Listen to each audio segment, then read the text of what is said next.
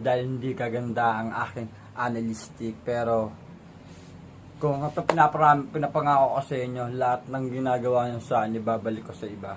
Salamat sa lahat. Sa NBA 2K24 my team, pwede na siyang gamitin yung account nyo sa Google kahit di na sa Xbox. Ayun din yung pinakamagandang ginawa ng NBA 2K24 my team na to.